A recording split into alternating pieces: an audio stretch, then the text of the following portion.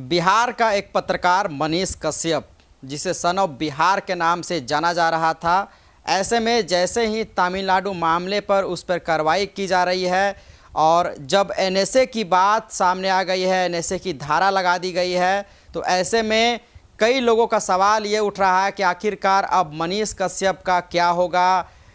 एक और जो हमारे बगल में बैठे हुए हैं, दरअसल सुप्रीम कोर्ट के सीनियर एडवोकेट है एपी सिंह, इनकी ओर निगाहें जा रही है कि आखिरकार अब मनीष कश्यप को लेकर के क्या कुछ ये करेंगे और किस तरह से मनीष कश्यप रिहा होंगे। तो सीधे तौर पर जब से एनएसए लगाया गया तब से देश में चर्चा का विषय बन गया, क्या मनीष कश्यप ने राजद्रोह का काम किया है, मनीष कश्यप पर आखिरकार एनएसए लगाने की क्या वजह रही। तो सीधे तौर पर सबसे पहले तो एनएसए आखिरकार जो लगाया गया है वो आखिर एनएसए होता क्या है और मनीष कश्यप ये लगाना क्यों जरूरी पड़ गया सरकार को। नहीं, देखिए, जब मैंने मनीष कश्यप की तरफ से माननीय सर्वोच्च न्यायालय में याचिका लगा दी और उसके बाद तमिलनाडु में मनीष कश्यप का पुलिस रिमांड जो लेके गए, पटना से लेके गए थे वहाँ, उसकी इन्वेस्टिगेशन पूरी हो गई, जांच पूरी हो गई और बीच में ही उन्होंने वापस करने के लिए, मदर कोर्ट पटना है तो रिमांड यहाँ से ट्रांजिट रिमांड लिया था तो उसको वापस भेजने के लिए भेज दिया, आदेश कर दिया। जब ये आदेश हो गया उसके बाद आनन फानन में तमिलनाडु पुलिस जाती है कोर्ट, रात के 9 बजे कोर्ट खुलवाती है, रात के 9 बजे कोर्ट खुलवा के एप्लीकेशन देती है और उसको सुबह सुनवाई के लिए रखा जाता है और मनीष कश्यप को बिहार भेजने से रोक लिया जाता है। एक साजिश। और वहां फिर अगले दिन रासुका लगाई जाती, राष्ट्रीय सुरक्षा कानून, एनएसए लगाया जाता है। एनएसए आतंकवादी हो लगाइए, आप मना नहीं कर रहा कि आप एनएसए मत लगाइए। एनएसए उस पर लगाइए जो आपने पकड़ा हो, जो नेपाल बॉर्डर पे पकड़ा हो, जो भाग गया हो, जो विदेशों में चला गया हो, या फिर सलवार सूट पहन के भाग रहा हो, या फिर दाढ़ी बनवा ली हो, या फिर बाल कटवा लिए हो, या फिर पगड़ी बांध ली हो, या फिर हुलिया बदल लिया हो, या अपने को ऐसी जगह छुपा बैठा हो। मनीष कश्यप तो थाने में सरेंडर हुआ जाके, इसका मतलब वो कानून में विश्वास रखता है, कानून में भरोसा रखता है, कानून पर यकीन करता है। और जो बच्चा कानून पर यकीन करता है, विश्वास करता है, आप उसे इस तरह का आतंकवादी राष्ट्रीय सुरक्षा कानून के तहत। दूसरी बात, उसके पिता देश के सैनिक हैं, देश की सीमा पर काम करने वाले सैनिक। क्या एक सैनिक, देश के भारत माता, जो देश के सैनिक का बेटा राष्ट्रीय सुरक्षा के लिए घातक हो जाएगा, राष्ट्रीय सुरक्षा के लिए खतरा पैदा हो जाएगा, ऐसा संभव है? ऐसा तो संभव नहीं है, ये तो असंभव काम हो रहा है। हाँ, राजनीति से प्रेरित मनीष कश्यप को राजनीति, पॉलिटिकल एंटी रिवेंजफुल मोटिव से फंसाया गया, उसके साथ इस तरह से कार्य किया गया। हाँ, उसकी गलती मानता हूं मैं। उसकी गलती एक है कि उसने ये कह दिया था कि मैं तेजस्वी यादव को मुख्यमंत्री नहीं बनने दूंगा। साहब, सरकार गिराने को लेकर के अगर कोई पत्रकार कह दे कि मैं 180 दिनों के अंदर सरकार गिरा दूंगा, इसको कैसे देखते हैं? एक पत्रकार और का पॉलिटिकल इन्वॉल्वमेंट दोनों एक साथ? बिल्कुल गलत। बिल्कुल कभी पत्रकार को राजनीति में नहीं आना चाहिए। पत्रकार को निष्पक्ष, निडर, निर्भीक और राजनीति से दूर पत्रकारिता करनी चाहिए। ये उसकी गलती है, मैं स्वीकार करता हूं, लेकिन ककड़ी के चोर को कटारी से तो नहीं काटना चाहिए। ये उसने भावावेश में कह दिया, या ये भी कह दीजिए कई बार अपने अधिक प्रेम में, क्योंकि वो भी तेजस्वी यादव को प्यार करता है, अपने उप मुख्यमंत्री को प्यार करता है, सन ऑफ बिहार है, बिहार का रहने वाला है, उसे दर्द था प्रवासी मजदूरों का, उसे दर्द था पूर्वांचल के लोगों का, उसे दर्द था बिहार के लोगों का, उसे दर्द था हिंदी भाषा के साथ अपमान होने का, उसे दर्द था हिंदी भाषी लोगों के साथ क्यों ऐसा दुर्व्यवहार हो रहा है, उसे दर्द था कि तमिलनाडु में हिंदी भाषी लोगों के साथ और प्रवासी मजदूरों के साथ क्यों इतना गलत व्यवहार हो रहा है, क्यों उनके साथ बर्बरता हो रही, क्यों उनकी मारपीट हो रही, क्यों उनके साथ हो रहा है। उसे दर्द था। और जब दर्द होता है, जब पीड़ा होती है, तो व्यक्ति के मुंह से ऐसा निकल गया होगा। ऐसा भाव तो उसका नहीं था, ऐसा विचार तो उसका नहीं था। आपने देखा, आपको मैं बताता हूं, जिस ट्वीट पर सारा बवाल हुआ, मैं इस फाइल में दिखाता हूं आपको। ट्वीट पर जो बवाल हुआ, ये हुआ है, ये ट्वीट था। आप दर्शकों को भी दिखाइए। चाहेंगे बात दिखाइए। हाँ, ये ट्वीट है। ट्वीट में लिखा हुआ है, इसमें लिखा है तेजस्वी सन ऑफ बिहार, तेजस्वी यादव जी, चश्मा हटा के इस फोटो को देखिए, मजदूरों के चेहरे पर घाव, और जिस मीडिया ने रिकॉर्डिंग किया उसका मोबाइल नंबर भी है। इसने मोबाइल नंबर भी दे दिया। एक बार बात करके तो देखिए, क्या पता आप झूठ बोल रहे हैं और मजदूर सच में तमिलनाडु में परेशान है। एक सवाल, और आप इन लोगों को जो मार पड़ी है तमिलनाडु में, वो सच है कि झूठ? मतलब सच है कि झूठ, इनकी जानकारी तो आपका प्रशासन ही देगा। लेकिन बिहारी मजदूर बिहार से बाहर जाकर मार खाते हैं, भगाए जाते हैं, इसके लिए दोषी आप लोग हैं। अब सवाल किससे उठाए जाएंगे? सवाल मुख्यमंत्री हैं, अगर आप माननीय राबड़ी देवी जी के बेटे हैं, अगर आप पूर्व मुख्यमंत्री लालू यादव जी और पूर्व रेल मंत्री रहे लालू यादव जी के पुत्र हैं और उप मुख्यमंत्री हैं, अगर बिहार की जनता आपसे प्यार करती है, अगर आपको युवा तुर्क कहा जाता है, अगर आप बिहार के बेरोजगारों को रोजगार दिलाने के लिए अपने चुनावी मैनिफेस्टो में बोलते हैं, अगर आप बिहार की जनता की बात करते हैं, अगर आप छठ पर्व की बात करते हैं, अगर आप छठ पर्व को पूरी दुनिया में मनाए जाने की वकालत और बात करते हैं, तो सवाल भी तो आपसे ही पूछे जाएंगे, सवाल तो आपसे ही पूछे जाएंगे।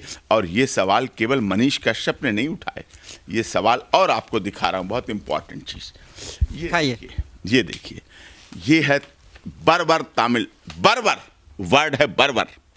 तमिलनाडु में हिंदी भाषी मजदूरों पर कातिलाना हमले, त्रिपुर से शुरू हुई हिंसा चेन्नई तक पहुंची, 2 लोगों के मरने की आशंका, स्थानीय लोग चाकू कुल्हाड़ी से कर रहे हैं ताबड़तोड़ वार। ये मनीष कश्यप नहीं कह रहा है, ये कोई चैनल नहीं कह रहा है, ये अखबार हिंदुस्तान रिनाउंड न्यूज़पेपर कह रहा है।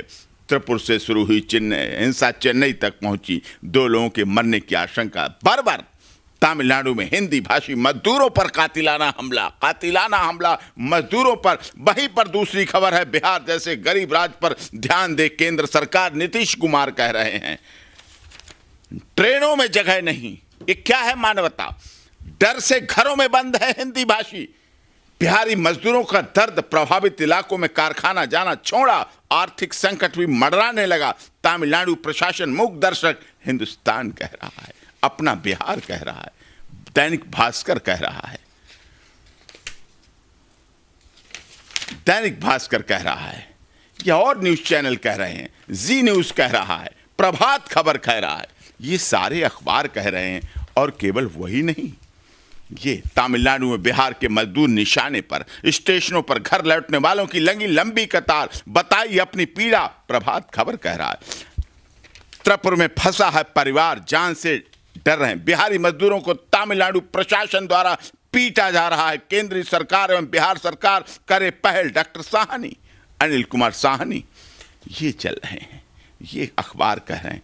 अमर उजाला कह रहा है, दैनिक जागरण कह रहा है, ये अमर उजाला कह रहा है। तमिलनाडु में मजदूरी कर रहे सिकंदरा के युवक का फंदे से लटका मिला शव, परिजनों ने लगाया हत्या का आरोप। ये अमर उजाला कह रहा है। क्या अमर उजाला झूठ बोलता है? क्या दैनिक भास्कर पत्र अखबार नहीं है? क्या जी न्यूज़ चैनल रिनाउंड न्यूज़पेपर नहीं है? क्या पप्पू यादव ने जो लिखा कि तमिलनाडु में उत्तर भारतीय बिहारी हिंदी भाषियों पर सुनियोजित तरीके से हमले हो रहे हैं, उनका संगठित तरीके से बहिष्कार किया जा रहा है, ये हिंसा बर्दाश्त नहीं किया जा सकता। माननीय सीएम नीतीश कुमार हस्तक्षेप कर बिहारी समाज की सुरक्षा सुनिश्चित करें। साहब ऐसा कैसे? यही पप्पू यादव कह रहे हैं कि मनीष कश्यप के खिलाफ कार्रवाई सही हो रही है, उन्होंने 2 राज्यों को लड़ाने के लिए काम किया था। नहीं, ये उनका ट्वीट क्या है? ये उनके ट्वीट में क्या है? 2 राज्यों को मिलाने की बात है। हाँ, राज्यों के मिलाने या तोड़ने की बात ही नहीं है। बात सिर्फ ये है, ये क्या है? Nitish Kumar express concern over attacks on Bihar labours in Tamil Nadu, the economic times now. ये क्या बोलता है?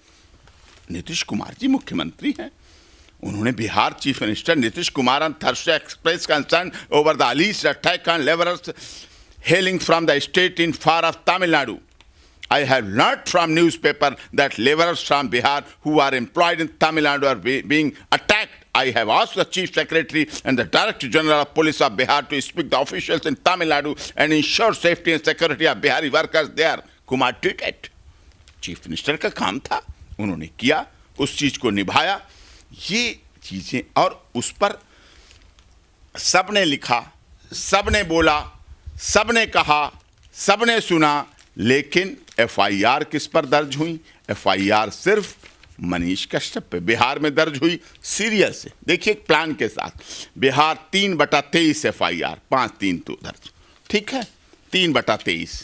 उसके बाद कोई दूसरी एफआईआर नहीं, 4/23, 10 तारीख, 5 से 10 तक और कोई एफआईआर नहीं, सिर्फ मनीष कश्यप। 4 FIR number 5/23। 10 के बाद 12 मार्च तक कोई एफआईआर नहीं, 5/23 मनीष कश्यप। ये तमिलनाडु में मदुरई में हुई 10/3 को, त्रिपुरा डिस्ट्रिक्ट साइबर क्राइम ने की, इकोनॉमिक ऑफेंस यूनिट ने की। ये सारी एफआईआर लगातार दर्ज हो रही हैं, सीरियल से हो रही हैं।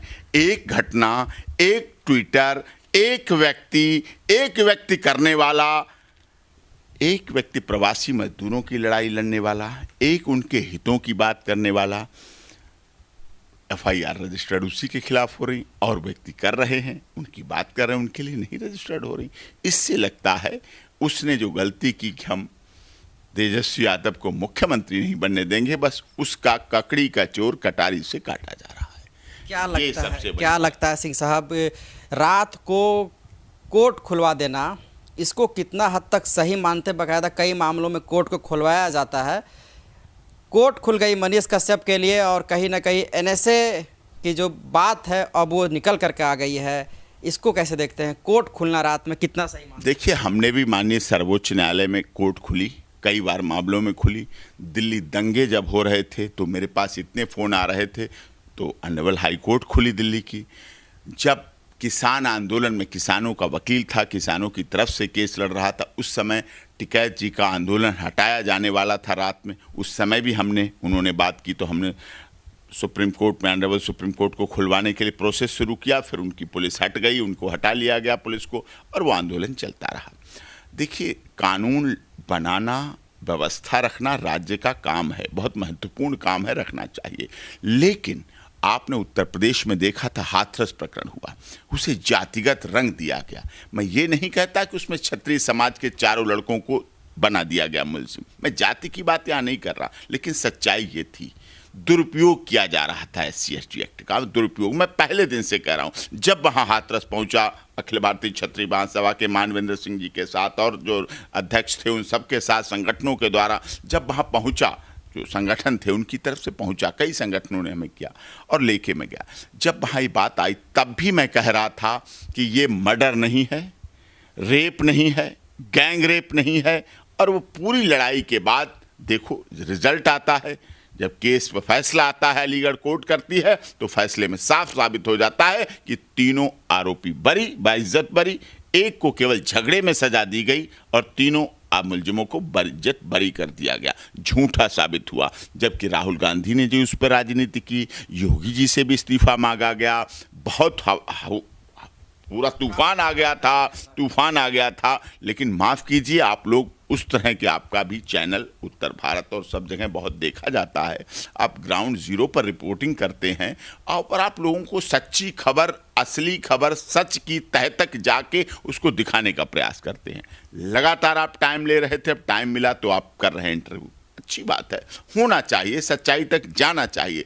लेकिन विषय ये है यहाँ पर महत्वपूर्ण, सरकारें केस बना देती हैं, CBI जांच हुई, सब कुछ हुआ, हाथरस केस में फिर बरी हुए ना। जो मैं कह रहा था कि लड़के और लड़की की दोस्ती थी, कॉल डिटेल थी दोनों के एक दूसरे से, वही सिद्ध हुई और बरी हुए। आपने जो मैं वो केस बता रहा हूँ जो मैंने लड़े, हाथरस प्रकरण लड़ा, जीता। किसान आंदोलन, किसानों की तरफ से लड़ा, सुप्रीम कोर्ट में लड़ा और जीता। 3 दिन तक लगातार बहस हुई, किसान संगठनों की तरफ से था, मैं सुप्रीम कोर्ट में स्टे भी दिया, जबकि लोग सभी कह रहे थे कि राष्ट्रपति जी इस कानून को पास कर चुके हैं, हस्ताक्षर कर चुके हैं, लोकसभा राज्यसभा पास कर चुके, अब ये बिल वापस नहीं होंगे, अब इन पर रोक नहीं लगेगी। इतिहास में पहली बार ऐसा हुआ कि कानूनों पर रोक लगी, स्टे हुआ और फिर उसके बाद माननीय मोदी जी ने भी अपनी दरिया दिली दिखाई और उन बिल को वापस ले लिया, किसानों के हित में ऐसा किया। संत रामपाल दास जी का केस मैंने लड़ा, आपने देखा 950 लोगों पर देशद्रोह लगा दिया गया, नेपाल के लोगों पर देशद्रोह लगा दिया गया, जो नेपाली नागरिक, बच्चों पर देशद्रोह लगा दिया गया। लेकिन लड़ा, बेल हुई, बाहर हुए, सब निकले, इसमें सरकार लगा देती हैं, पुलिस प्रशासन का काम है अपना काम करना, लगा देती है, लेकिन सफल नहीं होते हैं। और वो हमें भी देखा है। एक सवाल ये अब लगातार उठ रहा है कि आखिरकार अब मनीष कश्यप का क्या होगा। कल फिर से सुप्रीम कोर्ट में सुनवाई होनी है, आपने याचिका लगा दी है, तो ऐसे में क्या लग रहा है कब तक रिहाई होने की संभावना है? काफ़ी उनके जो चाहने वाले हैं वो जानना चाह रहे हैं, जो कुछ लोग ये सवाल लगातार कर रहे हैं आखिरकार होगा अब क्या मनीष कश्यप का? क्या 1 साल तक सीधे तौर पर अंदर ही रहेंगे? नहीं, ऐसा नहीं होगा, न्याय मिलेगा। Access to justice for all, हमारा न्याय का जो परिकल्पना है वो होगी साबित।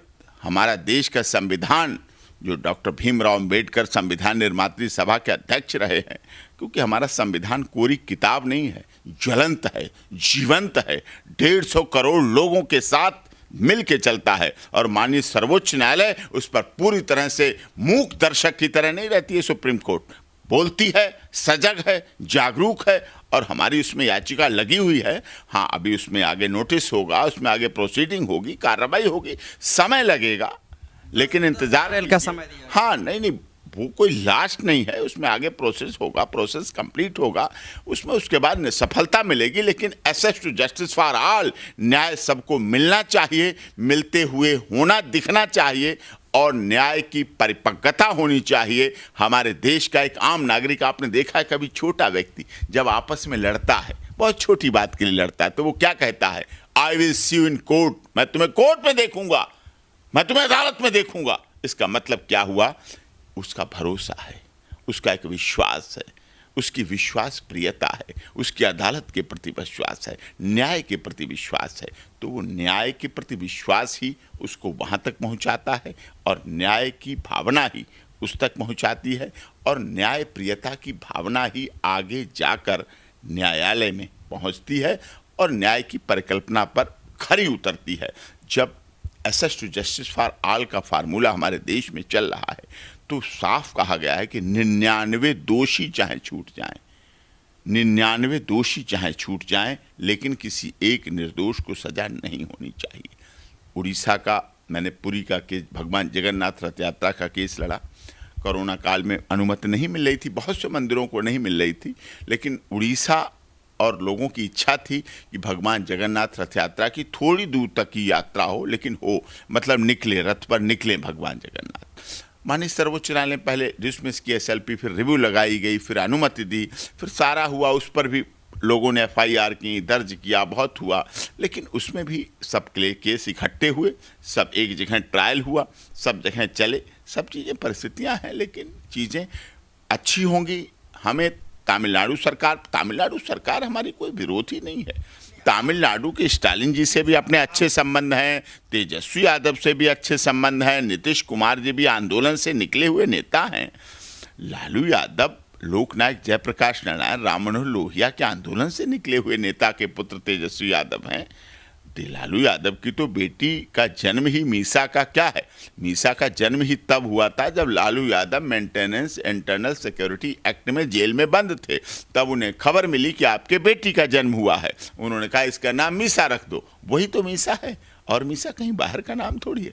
तो ऐसे परिवारों से आए हुए हैं। तमिलनाडु की बात करें आप, तमिलनाडु में वीरप्पन हमारा क्लाइंट रहा है। वीरप्पन की पत्नी, वीरप्पन की बेटी इतना प्यार करती है, इतना सम्मान देती है, इतना आदर देती है, छत्री समाज से, आपको यकीन नहीं होगा, वीरप्पन छत्री समाज से। जब हम अपनी देशव्यापी रथ यात्रा लेकर गए थे वहाँ तमिलनाडु में, पूरा साथ, पूरा सहयोग, हजारों लोगों की रैली में उन्होंने साथ दिया हमारा, और आयोजन किए, बड़े बड़े भव्य आयोजन किए।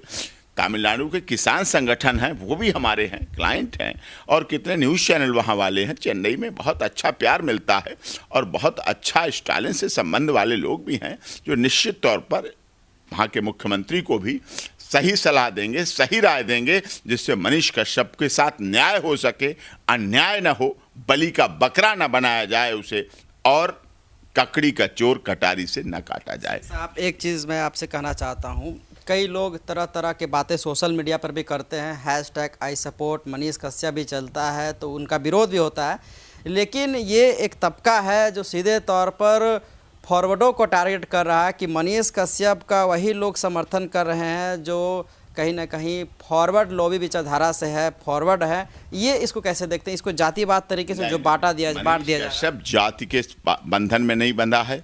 मनीष कश्यप जातिवाद, क्षेत्रवाद सबसे दूर है। हाँ, अगर मनीष कश्यप ने हिंदी भाषी लोगों की बात की है तो कोई गुनाह नहीं किया है। माननीय मोदी जी जब गुजरात के थे मुख्यमंत्री, तब वो बेशक गुजराती में बोलते थे। जब उन्हें देश का प्रधानमंत्री बनाया गया, जब वो वाराणसी आए, तो उन्हें किसी ने प्रवासी नहीं कहा कि गुजरात का व्यक्ति यहाँ आया है। तो लोगों ने घर घर मोदी, हर हर मोदी के नारे के साथ उनका स्वागत किया, भव्य स्वागत किया। और देखिए, तीसरी बार प्रधानमंत्री बनने के लिए रास्ता साफ है और वो निकलने वाले हैं। तो उनके साथ अगर उन्होंने हिंदी भाषी बात की, अगर देश के प्रधानमंत्री मोदी जी और देश की महामहिम राष्ट्रपति जी और chief justice of India DY Chandrachud Hindi की बात करते हैं, भाषण हिंदी में देते हैं, तो वो केवल हिंदी भारत में ही नहीं बोलते हैं मोदी जी, लंदन में हिंदी बोलते हैं, अमेरिका में हिंदी बोलते हैं, चीन जापान में हिंदी में भाषण देते हैं। तो हिंदी बोलना अगर गुनाह है,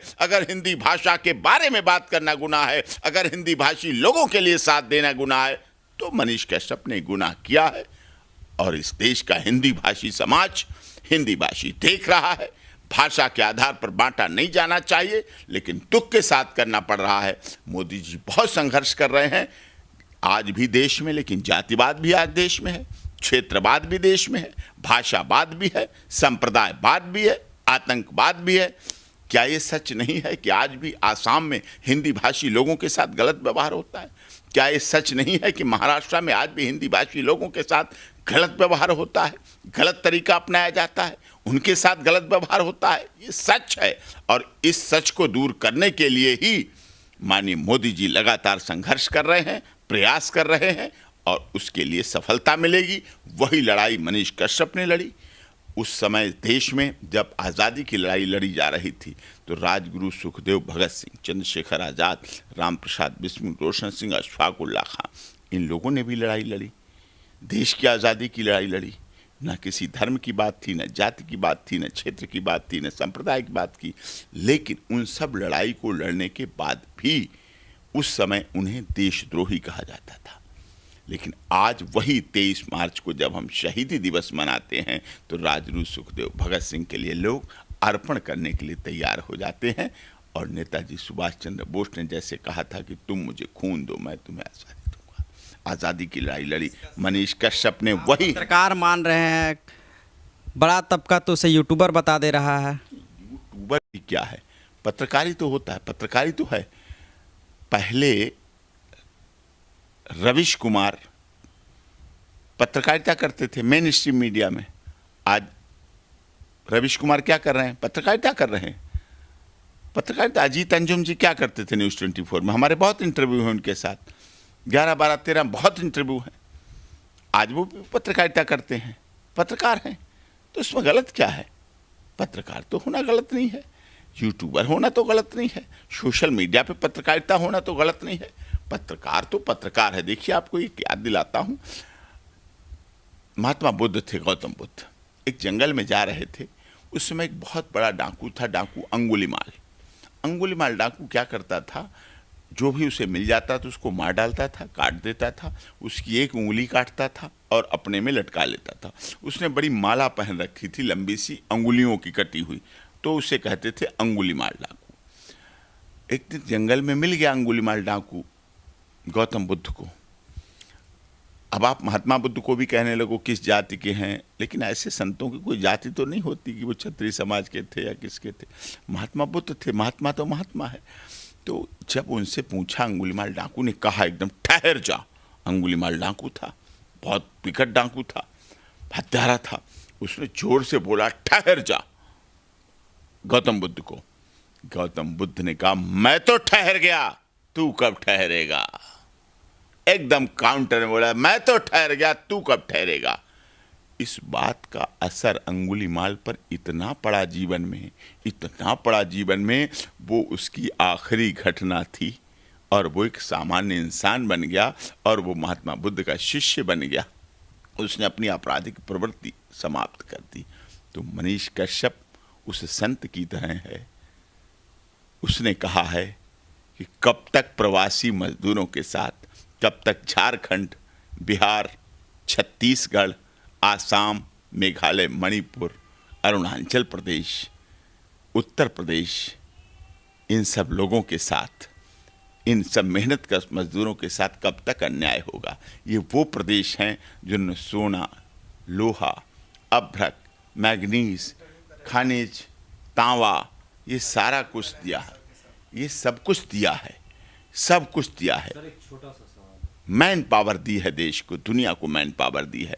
बिहार के लोगों ने अपने दम पर, अपने डीएनए के दम पर देश को बौद्धिक विकास दिया है। नालंदा यूनिवर्सिटी तब थी दुनिया की बड़ी यूनिवर्सिटी जब कैलिफोर्निया यूनिवर्सिटी भी नहीं थी। उनको आप ऐसे नगण्य नहीं कर सकते, उनको आप ऐसे नहीं कर सकते। जी, सर एक छोटा सा सवाल है, मनीष कश्यप को जस्टिस कैसे देना? मनीष कश्यप को जस्टिस डॉक्यूमेंट्री कार्रवाई है, हमारी फाइल है, सुप्रीम कोर्ट में आप लगाए हैं, और मनीष कश्यप के लिए जहां भी जो भी करना पड़ेगा वो पूरी तरह से करूंगा। मनीष कश्यप एक अच्छा पत्रकार है, छोटा और बड़ा पत्रकार कभी नहीं होता है।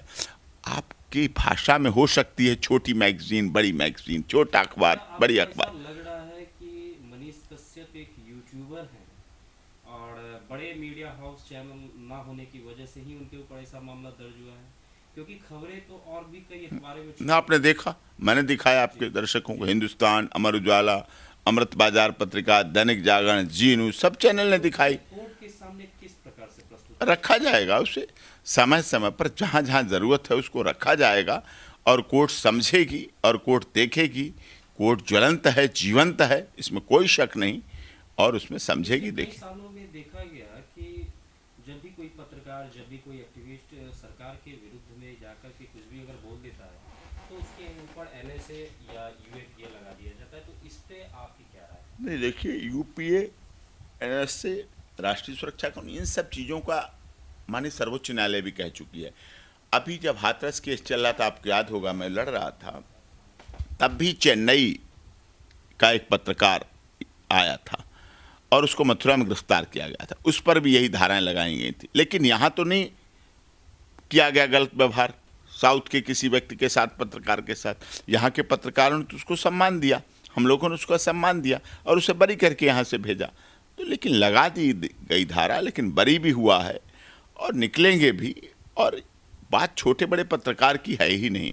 अगर आपके जीवन में, जैसे महात्मा बुद्ध के जीवन ने अंगुलीमाल डाकू को बदल दिया, अगर मध्य प्रदेश के तत्कालीन मुख्यमंत्री माननीय अर्जुन सिंह के प्रयास से उस समय के चंबल के बड़े बड़े डकैतों ने आत्मसमर्पण कर दिया, अगर अमित शाह जी के प्रयास से माननीय गृह मंत्री के रूप में 370 और 35 से धारा हटकर जम्मू कश्मीर और लद्दाख और लेह, हमारा जम्मू कश्मीर वही हुआ कि एक झंडा, एक विधान, एक संविधान, एक निशान के आधार पर चल रहा है।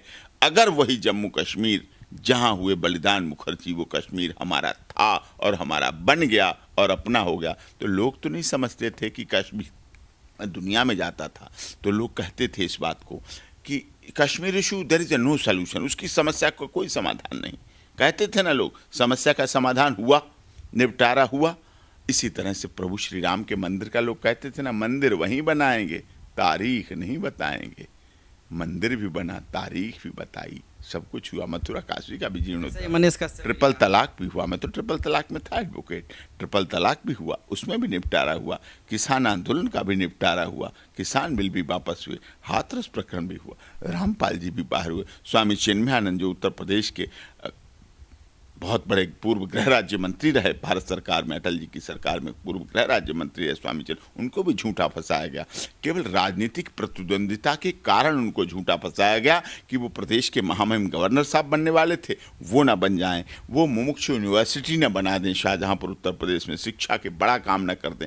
आलोचना करने वाले भी होते हैं, लेग पुलिंग करने वाले भी होते हैं, टांग खींचने वाले भी होते हैं। हर समाज में है, हर साथ में है, हर एक के साथ में, परिवार में है, हर एक के साथ में। लेकिन सूरज उगता रहता है, सूरज चलता रहता है, हाथी चलता रहता है, कुत्ते भौंकते रहते हैं और एक दिन हाथी अपनी मुकाम पर जहाँ जाना है वहाँ पहुँच जाता है। धूल फेंकने से क्या होता है सूरज पर, खुद धूल अपने ऊपर आएगी। और ये बात सब लोगों को पता है कि मनीष कश्यप पर झूठे आरोप लगाना उनके लिए ही अहितकर है, और वो चीज़ें ख़त्म करें, मुख्य धारा में उसे लाएं और उन चीज़ों को स्वीकार करें तो मनीष कश्यप बाइज्जत बरी भी होगा और रासुका नेशनल सिक्योरिटी एक्ट भी हटेगा, और वो कहीं से इसको प्रूव नहीं कर पाएंगे, किसी तरह से सिद्ध नहीं कर पाएंगे।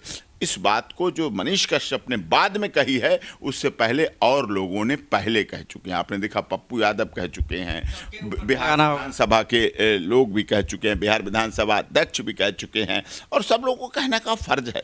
देखिए, जनता के चुने हुए प्रतिनिधि हैं, जनता, लोकतंत्र है क्या, जनता की सरकार जनता के द्वारा जनता के लिए बनाई गई, यही तो democracy. We the democracy, we the republic, हम भारत के लोग, we the people of India, क्या है संविधान में कह रहे हैं, we the people of India, हम भारत के लोग, हम भारत के लोग कहते हैं ना। तो संविधान से देश चलता है, अराजकता से नहीं चलता है, दादागिरी से नहीं चलता है, अन्याय से नहीं चलता है। देश चलेगा, मनीष कश्यप बाहर निकलेगा, जेल के ताले टूटेंगे, मनीष कश्यप बाहर आएगा, गलतियां हुई हैं उसी की तो वो सजा भुगत रहा है। ये जेल, आप सोचिए मानवाधिकारों का कितना बड़ा हनन हो रहा है, कितना बड़ा हनन है मानवाधिकारों का। 1 महीना हो गया उस बच्चे को, 1 महीना उस बच्चे को हो गया है लगातार पुलिस कस्टडी रिमांड, बिहार में चलता पुलिस कस्टडी रिमांड, वहाँ चलता रहा रिमांड, वहाँ चलता रहा रिमांड, लगातार पुलिस कस्टडी रिमांड है। वो गलत है और देश के संवैधानिक सिस्टम के हिसाब से भी गलत है, और माननीय सर्वोच्च न्यायालय के नियमों के अनुरूप भी गलत है।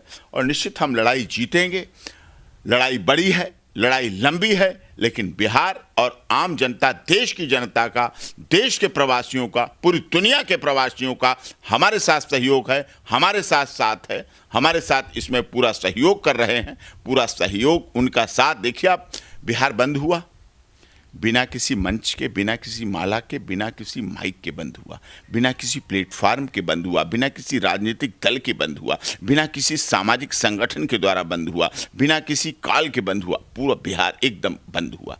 क्यों? लोग चाहते हैं, लोगों का समर्थन है, लोगों का सहयोग है, युवा चाहता है, वृद्ध चाहता है, बुजुर्ग चाहता है, महिलाएं चाहती हैं, बच्चे चाहते हैं, सब चाहते हैं मनीष कश्यप को। मनीष कश्यप के प्रति प्यार है, लोगों का भाव है, भावना है, उस भावना के आधार पर वो लड़ रहा है, लोगों की आवाज़ बन के लड़ रहा है। सबने तो नहीं लिख दिया आपने ट्विटर पर सन ऑफ बिहार।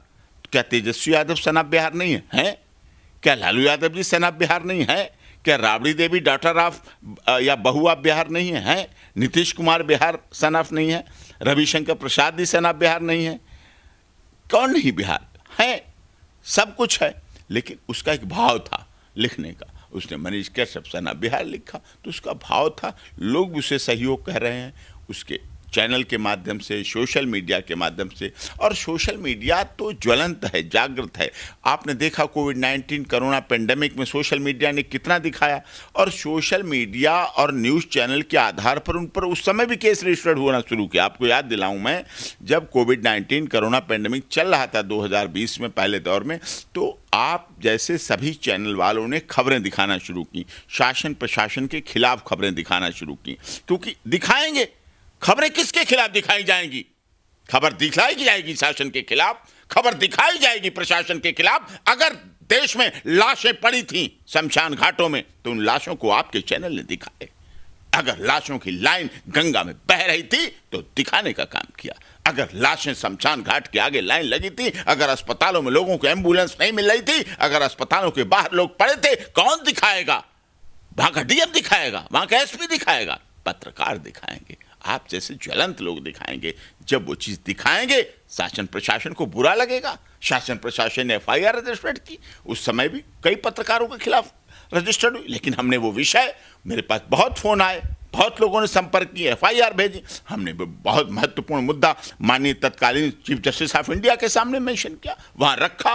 और देखिए, दरिया दिली हमारे देश के चीफ जस्टिस ऑफ इंडिया की, उन्होंने स्टैंडिंग ऑर्डर पास किया प्रदेश के सभी DGPs को कि इस दौरान पत्रकारों पर जितने केस रजिस्टर्ड हैं सब वापस करिए, सब फाइनल रिपोर्ट लगाइए, सब खत्म करिए, कोई उस पर नहीं चलेगा। क्योंकि उन्होंने पत्रकारिता के माध्यम से समाज को बदलाव लाने का प्रयास किया है, शासन प्रशासन की कमियों को दिखाने का प्रयास किया है। बुराई करना ये गलत नहीं है। निंदक नियरे राखिए, ये कहावत है।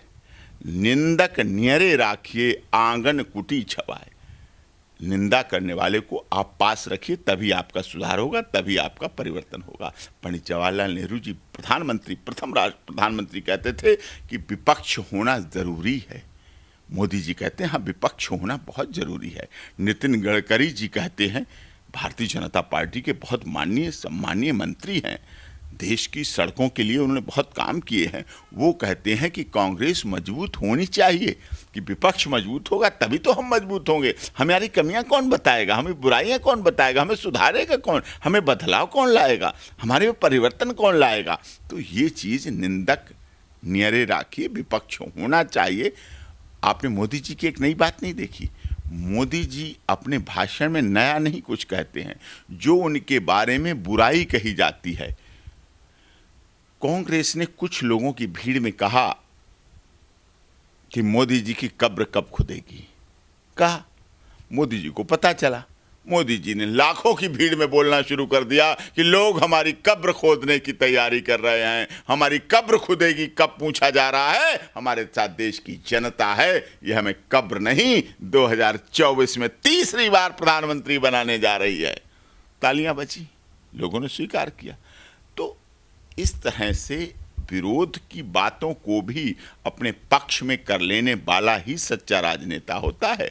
अगर आप पीछे मुड़ के देखने लगे, जब आप पद पे पहुंच गए, सत्ता पे पहुंच गए, जब आप मान प्रतिष्ठा पे पहुंच गए, अगर पीछे मुड़ मुड़ कर बदले की भावना से कार्रवाई करेंगे तो आप अच्छे राजनेता नहीं हैं। भविष्य में आपका अच्छा राजनेतृत्व तो नहीं रहेगा। आपको याद दिलाता हूं मैं, अटल बिहारी वाजपेयी जी ने, जब राजीव गांधी प्रधानमंत्री थे और नेता प्रतिपक्ष होते थे, अटल बिहारी वाजपेयी बहुत बेबाक बातचीत के लिए प्रसिद्ध थे। राजीव गांधी जी भी कांग्रेस के युवा नेता थे। राजनीति उन्हें विरासत में मिली थी, लेकिन उन्होंने अपने कर्मों से भी कर्मभूमि तैयार की। अटल बिहारी वाजपेयी के घुटनों में बहुत प्रॉब्लम हुई, यहाँ इलाज नहीं हो पा रहा था। राजीव गांधी ने उनसे मिलके और उनके घुटनों का इलाज कराने के लिए अमेरिका भेजा।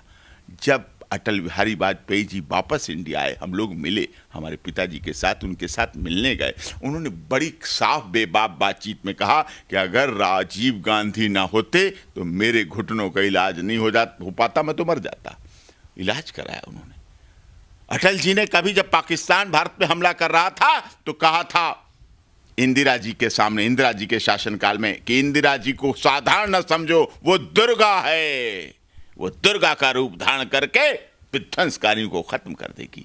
ये उनकी बात थी, ऐसा नहीं है। मोदी जी हर विपक्ष, हर विरोध को पूरा सम्मान देते हैं, बात करते हैं उसके बारे में।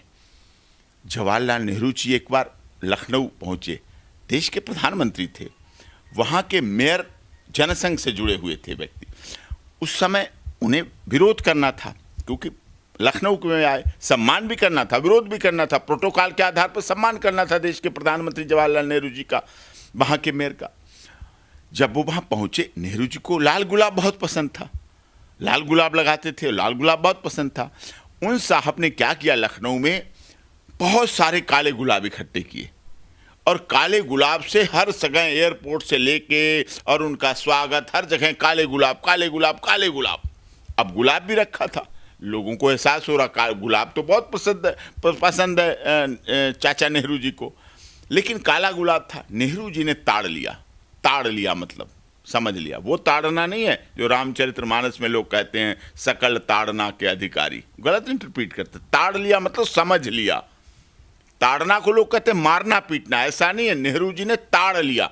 हम भी ताड़ लेते हैं अपने आए हुए एडवोकेट इंटर्न को, जो हमारे साथ वकालत करने आते हैं, सीखते हैं हमारे साथ। तो हमने 250 के करीब वकीलों को ताड़ा, उनमें से कई वकील जज बने, हमने उन्हें जज बनने की प्रति प्रेरित किया। ताड़ा मतलब ऐसा समझा, ऐसा सोचा, ताड़ लिया, तो उनको उस लाइन में डाला, उस तरफ काम करवाया, उनको उस तरफ प्रेरणा दी, उनको उस तरफ डायरेक्शन दिया, गाइडलाइन दी कि आप ये पढ़ो, ऐसा करो, तैयारी करो, इंटरव्यू दो, पास हो गए, वो हुए। जुडिशियल एस्पिरेंट्स यूनियन है जो कि जजों का ऐसा संगठन जो जज बनते हैं, जो जज बनने के लिए संघर्ष कर लेते हैं, उनका संगठन है जुडिशियल एस्पिरेंसी यूनिट। तो हम उनमें से ताड़ लेते हैं कि ताड़ लिया क्या, ऐसे नेहरू जी ने भी ताड़ लिया कि यहाँ कोई ऐसा व्यक्ति है जिसने हमारा स्वागत भी किया और विरोध भी किया काला गुलाब देके। वो वापस दिल्ली आ गए।